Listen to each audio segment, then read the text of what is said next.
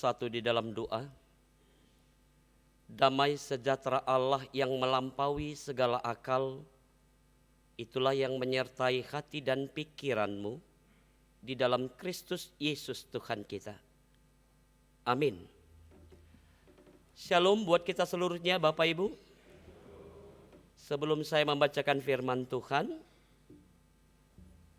karena saya baru kali ini memberikan pelayanan di HKBP Reformanda Bandung ini, sekilas saya akan memperkenalkan diri lebih dahulu. Nama saya Pendeta Benjamin Butar-Butar, bukan Benyamin ya, Benjamin Butar-Butar. Istri saya Bu Rumanalu Rumaijuk. Tuhan mengaruniakan 2 putra kepada kami. Putra pertama kelas 2 SMU, putra yang kedua kelas 1 SMP. Kalau ibu mertua saya Bu Simanjuntak, kalau ibu yang melahirkan saya Bu Pakpahan. Nanti kita berkenalan selanjutnya. Demikian perkenalan singkat. Baiklah Bapak Ibu saudara-saudari yang kekasih, mari kita mendengarkan firman Tuhan di minggu ke-14 setelah Trinitatis ini yang tertulis dalam kitab Mazmur pasal 113 dimulai dari ayat 1 sampai ayat yang ke-9. Demikian firman Tuhan saya bacakan buat kita secara keseluruhan. Tuhan meninggikan orang rendah. Haleluya. Pujilah hai hamba-hamba Tuhan. Pujilah nama Tuhan. Kiranya nama Tuhan dimasyhurkan sekarang ini dan selama-lamanya. Dari terbitnya sampai kepada terbenamnya matahari, terpujilah nama Tuhan. Tuhan tinggi mengatasi segala bangsa, kemuliaannya mengatasi langit. Siapakah seperti Tuhan Allah kita yang diam di tempat yang tinggi, yang merendahkan diri untuk melihat ke langit dan ke bumi? Ia menegakkan orang yang hina dari dalam debu dan mengangkat orang yang miskin dari lumpur untuk mendudukkan dia bersama-sama dengan para bangsawan, bersama-sama dengan para bangsawan bangsanya. Ia mendudukkan perempuan yang mandul di rumah sebagai ibu anak-anak penuh sukacita. Haleluya. Demikian firman Tuhan. Bapak Ibu saudara-saudari yang kekasih, hal yang pertama yang mau saya katakan sesuai dengan firman Tuhan tentang haleluya, awal dan akhir yang diucapkan oleh pemazmur. Lalu kita harus ambil kesimpulan. Haleluya itu diucapkan pada saat kapan? Memuji Tuhan bukan? Tapi banyak orang berdoa, di ujungnya dia bilang dalam nama Tuhan Yesus Kristus, haleluya, amin. Sebenarnya haleluya untuk pujian, bukan untuk doa. Itu yang mau saya ralat. Supaya kita bisa memperbaiki dalam arti haleluya itu hanya untuk pujian, bukan untuk doa. Karena itu Bapak Ibu saudara-saudara yang kekasih, di sini pemazmur mau mengingatkan para hamba Tuhan untuk memuji Tuhan. Mazmur ingin supaya Tuhan benar-benar dikenal oleh banyak orang. Melalui panggilan ini Tuhan mau menyatakan kepada setiap orang dan mendesak semua orang supaya mereka bisa memuji Tuhan. Pujilah Tuhan. Itu dikatakan dalam ayat 1. Kalau mau memuji nama Tuhan, itu bukan melihat situasi kondisi. Kita jangan lihat situasi kondisi. Kita jangan takut untuk memuji Tuhan. Kalau amang guru kami bilang kepada kami tadi dan sebelum-sebelumnya, ini memuji Tuhan, bukan festival. Jangan takut. Kalau salah biar Tuhan yang perbaiki. Saya juga setuju dengan itu. Karena apa? Memuji Tuhan bukan mau mempermak. Memuji Tuhan bukan mau nyatakan suara bagus atau tidak. Tapi memuji Tuhan harus keluar dari innernya, dari dalam. Dan itu akan kelihatan dari wajah kita. Ya, kalau kita katakan marlas ni roha kita, tapi mukanya marungut-ungut, mutung. Bagaimana orang marlas ni roha? Marulup-ulup tondiki. Apa yang diulup-ulupkan? Kalau dia merasa sedih. Karena itu Bapak Ibu saudara-saudari yang kekasih dalam nama Tuhan Yesus Kristus, Lalu apa yang mungkin kita pikirkan dan bagaimana cara memuji nama Tuhan? Yang pertama, kita harus memuji Tuhan yang mungkin karena terdorong dari dalam hati kita. Puji Tuhan dari hati yang terdalam, supaya apa? Supaya kita punya alasan tertentu untuk memuji nama Tuhan. Ketika kita memuji nama Tuhan dari jiwa yang paling dalam, di situ akan orang banyak tahu untuk apa pujian itu. Bagaimana bentuk pujian itu. Supaya Bapak, Ibu, Saudara-saudari yang kekasih, Mazmur 13 mengajak orang untuk memuji Tuhan di dalam sebuah ibadah. Panggilan beribadah.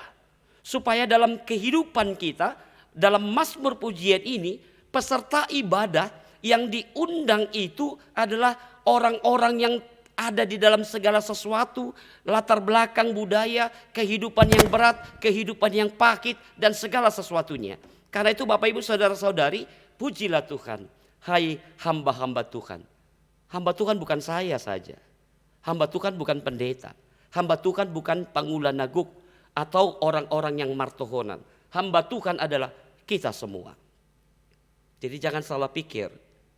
Kalau Allah menyatakan kepada pemazmur, mengajak hamba-hamba Tuhan memuji Tuhan, bukan hanya seseorang yang terfokus kepada tohonannya, tapi semua kita adalah hamba-hamba Tuhan. Supaya apa?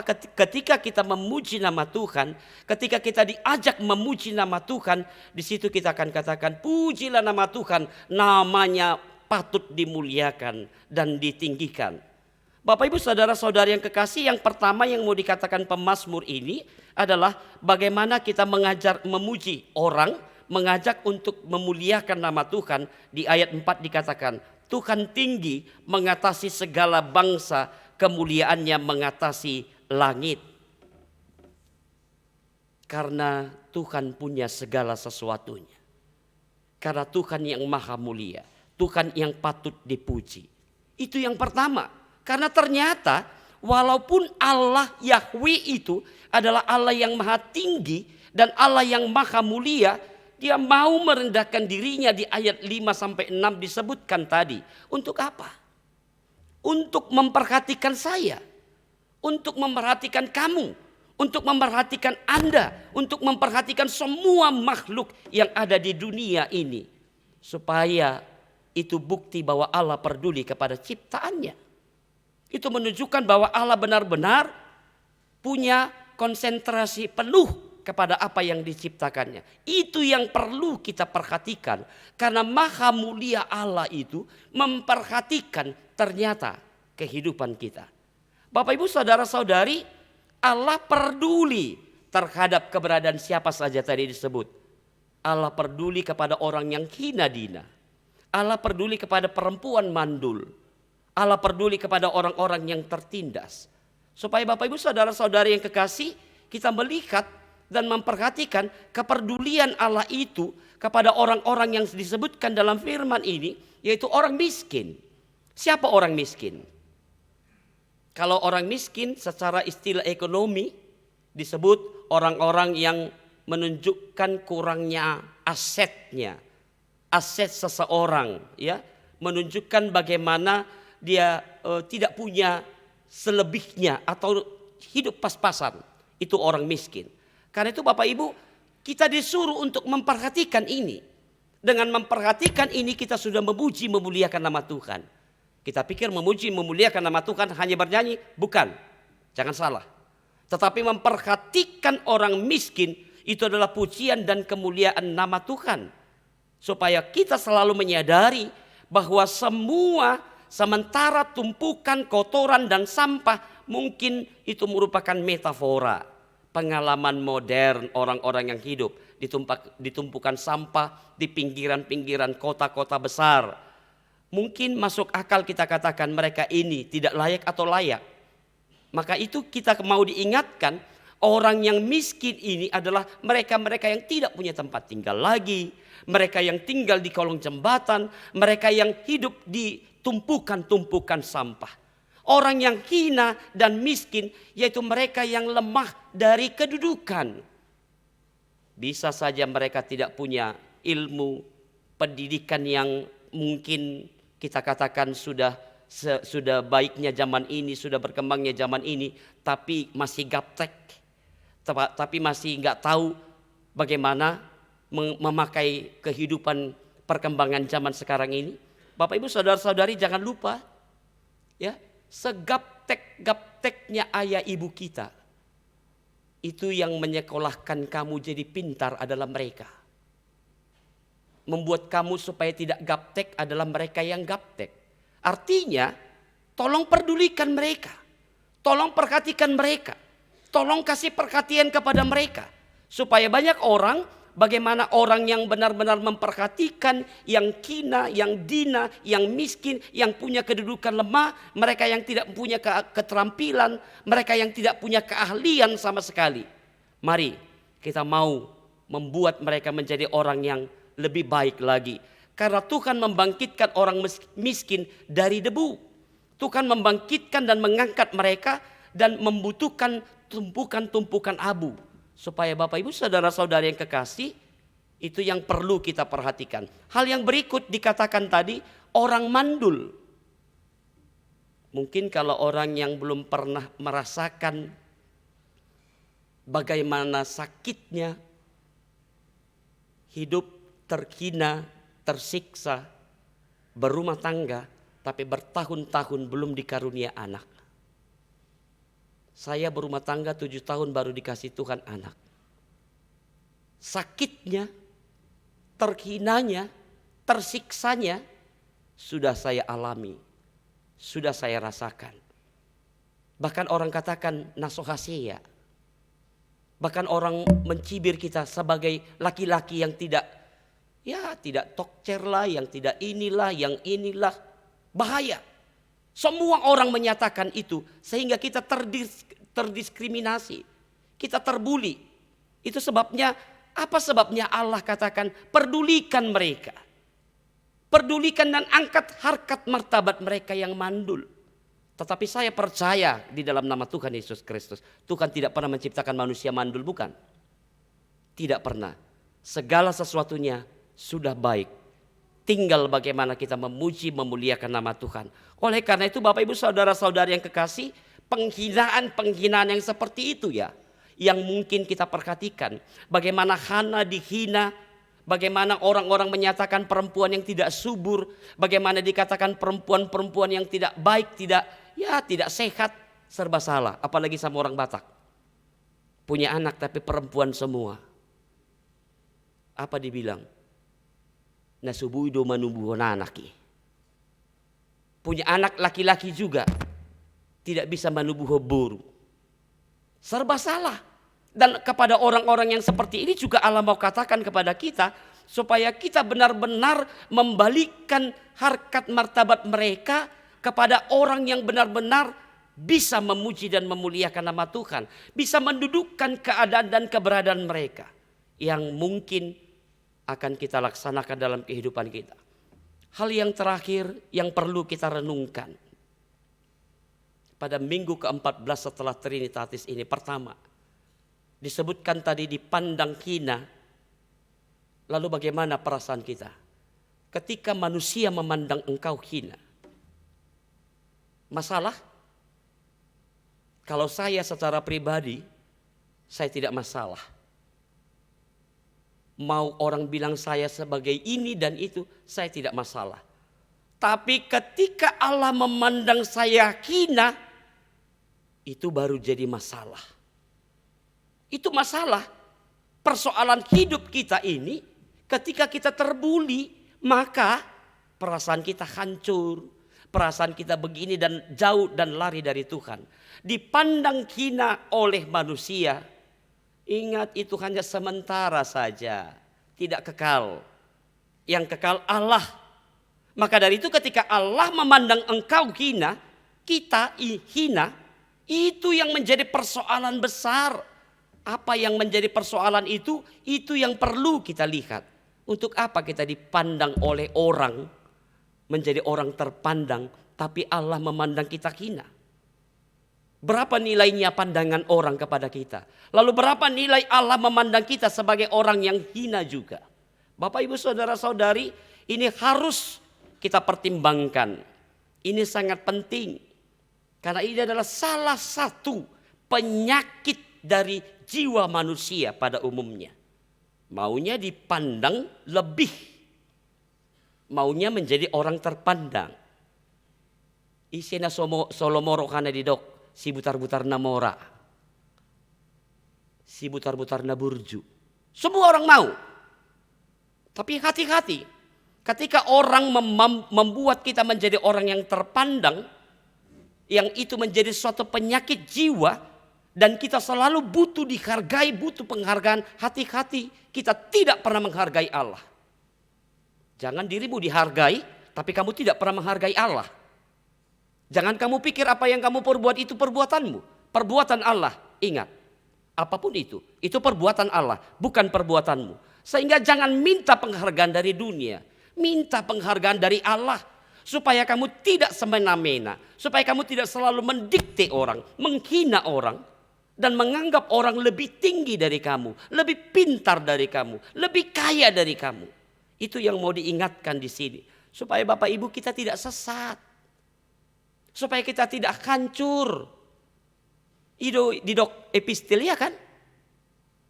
Kalau Tuhan yang memuji bendahara yang tidak jujur, karena apa?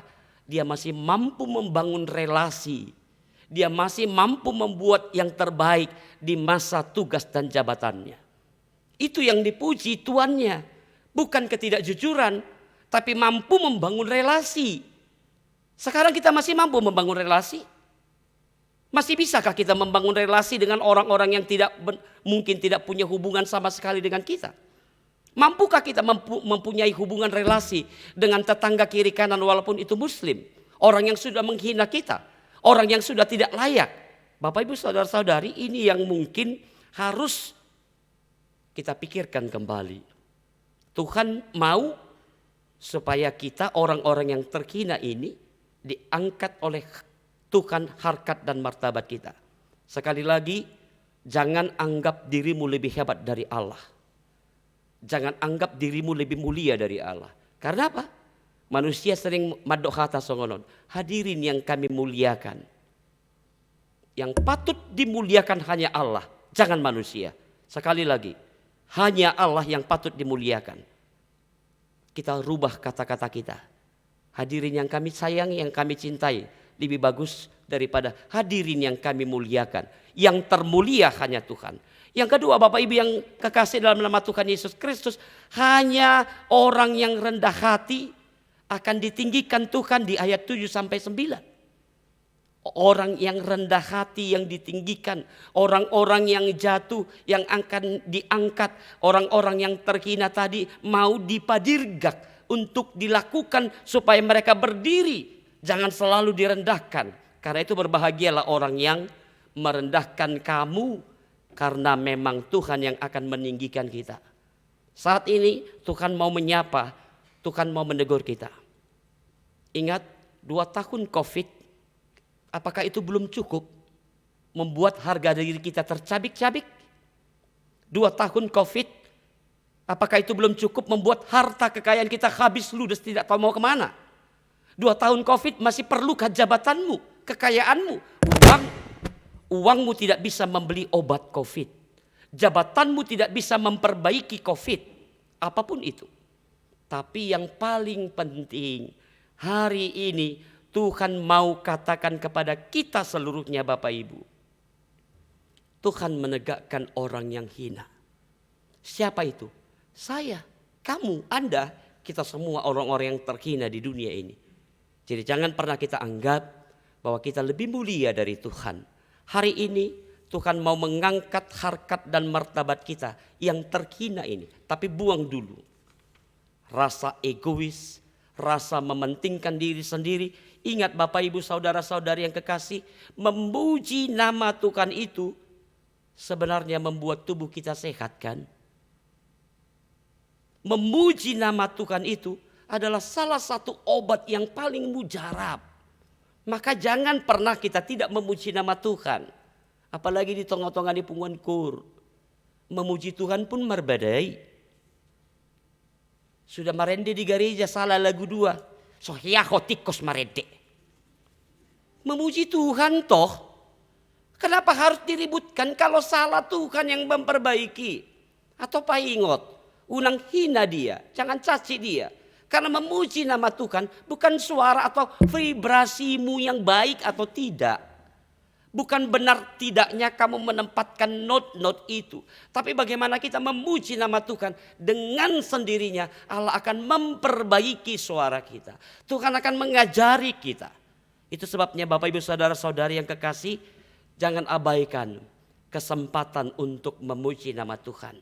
Tetapi ketika memuji nama Tuhan, itu akan membuat kita menjadi orang-orang yang terberkati dan membawa berkat buat setiap orang yang mendengar. Ingatlah, segala perbuatan Tuhan dalam hidupmu harus kamu daftarkan, harus kamu kagumi.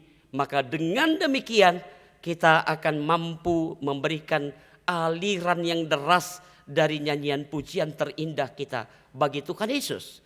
Lalu kita terberkati. Tuhan memberkati setiap orang yang mau memuji nama Tuhan di dalam kemuliaan dan keagungan namanya. Kiranya pujian Tuhan hari ini menjadi benar-benar untuk keagungan dan kemuliaan dan menjadi berkat bagi kita. Amin. Kita berdoa. Bapa di dalam surga, Bapa yang baik, kembali kami bersyukur untuk hari ini, pagi ini, yang memberikan kesempatan untuk bisa berkumpul bersujud di hadapan Tuhan di rumah-Mu ini. Saat ini Tuhan, kami akan mensyukuri setiap pujian-pujian yang sudah kami sampaikan. Biarlah kiranya mulut kami, hati kami, pikiran kami yang sudah memuji memuliakan nama Tuhan, itu menjadi berkat yang terindah bagi kami yang menyanyikannya, berkat bagi orang-orang yang mendengarkannya. Biarlah Bapa, saat ini kami orang-orang yang terhina di tengah-tengah dunia ini tidak akan pernah lagi mencari pujian untuk diri sendiri, mencari kemuliaan, keagungan, dan kami lebih tinggi kadang-kadang daripada Engkau. Kadang kami tidak menyadari siapa kami. Kami orang yang terhina ini. Kami orang yang tidak tahu apa dan tidak mengerti apa-apa di dunia ini. Namun kami terkadang memakai itu untuk keangkuhan, kesombongan kami, kepintaran ilmu yang kami dapat, kekayaan jabatan yang mungkin saat ini masih ada pada kami, membuat Engkau tercabik-cabik. Karena kami tidak pernah memuji memuliakan Engkau di dalam setiap hal yang sudah kami terima dari Tuhan.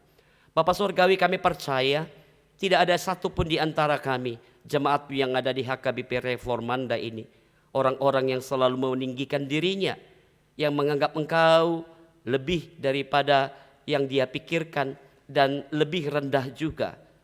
Tuhan Yesus, Engkau tahu bagaimana keberadaan kami. Kemanapun kami melangkah, seberapa banyak rambut yang ada di kepala kami juga Engkau tahu. Karena itu Tuhan, Engkau yang layak kami puji dan kami muliakan. Izinkan setiap jemaat-Mu, dari anak-anak sekolah minggu yang mungkin masih bayi sampai yang sudah berumah tangga, mendapatkan pujian kemuliaan yang muncul dari dalam hatinya untuk pujian dan kemuliaan nama Tuhan.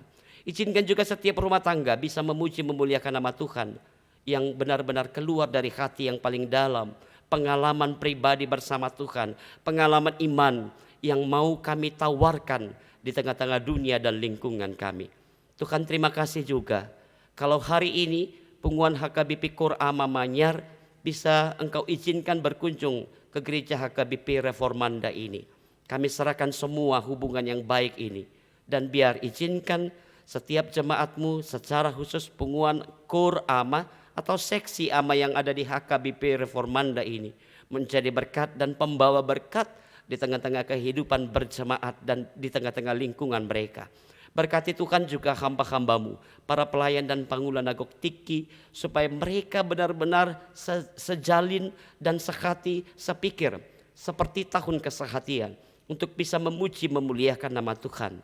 Apa yang menjadi program-program gereja HKBP Reformanda ini, Engkau yang wujudkan dengan secara bergandeng tangan, bersama-sama, untuk saling mendukung, saling mengerjakan, dan saling melaksanakan apa yang menjadi tugas tanggung jawab kami.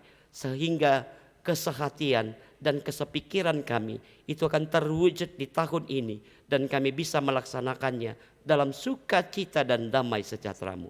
Kami serahkan seluruh ibadah kami, pujian kami, kemuliaan kami hanya untuk keagungan nama Tuhan, supaya Tuhan yang dipermuliakan dan diagungkan. Di dalam nama Yesus Kristus kami berdoa. Amin.